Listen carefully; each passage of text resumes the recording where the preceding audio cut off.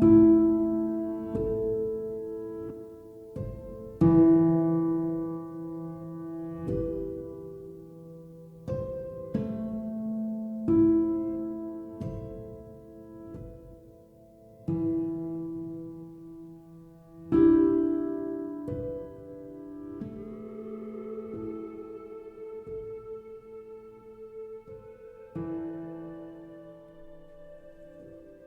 Witness by user Joe20. He ran a hand along the slab of metal before him, the pads of his digits feeling each hand-etched letter.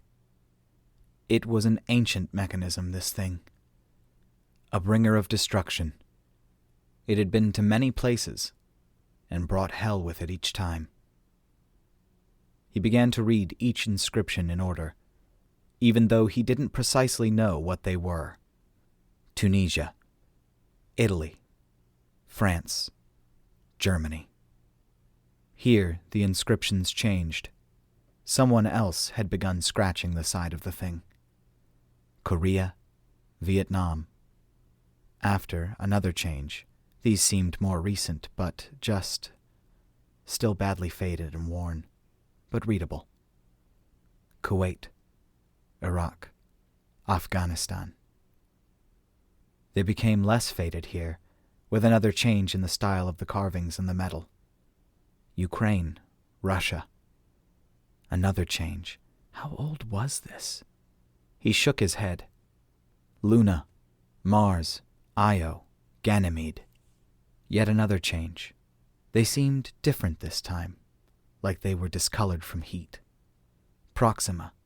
He knew that one. His father had told him about it. Had been there for that terrible battle. Tau Ceti. His father had told him of that one too. Horror stories, but he knew they were true. Bernard's Star. Another place his father had been. There were more inscriptions all over this thing, but from there a specific one caught his eye. It looked like it was meant to be there, unlike the hand-scratched or carved inscription of the rest. S number. 000326. GVT INSP. Browning machine gun, caliber 50. M2, manufactured by Colt's Patent Firearm Manufacturing Company, Hartford, Connecticut, USA, 1923. The young Volkir shook his head as he laid himself down in the dropship's bay and racked the machine gun's charging handle twice, loading the first round into its chamber. Seated on his haunches and forelegs, his eyes lined up perfectly with the rudimentary aperture sights on the gun. As they sped toward the insertion point, he thought about how much this gun had seen and borne witness to. The Terrans' own wars, their war with his race, and their eventual alliance. He may well be the first non-Terran to have laid hands on it.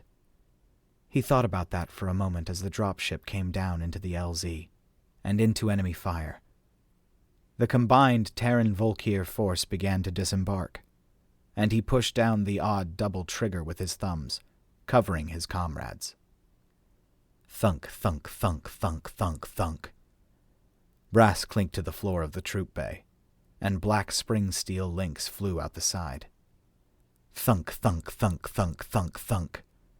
He focused the blast from each shot, feeling something akin to being teleported to the bottom of a swimming pool, even with the large aircrew headset and being on the correct side of the muzzle. Thunk, thunk, thunk, thunk, thunk, thunk. The dropship began to lift off as he kept firing. Below, the enemy broke contact and began to retreat as the forces they'd landed pursued, as his gun's rounds threw up fountains of dirt and viscera from among the enemy. Thunk, thunk, thunk, thunk, thunk, clank. The belt was finished, and the LZ withdrew from sight as they sped away. He rotated the mount inside the dropship and pulled the side door closed, locking and sealing it as they climbed out of the atmosphere. He looked again at the machine gun, his machine gun, thoughtfully for a long while during their ascent, as if pondering. Was it a Terran custom? Did all soldiers do it? Or was it just this gun? This witness to war? He pulled out his knife, and with the point, began to carve. That's a tough one. I hope everyone has a fantastic day. And, yeah, the whole like, comment, and subscribe thing sometimes doesn't feel appropriate at the end of some of my videos, or whatever you want to call these.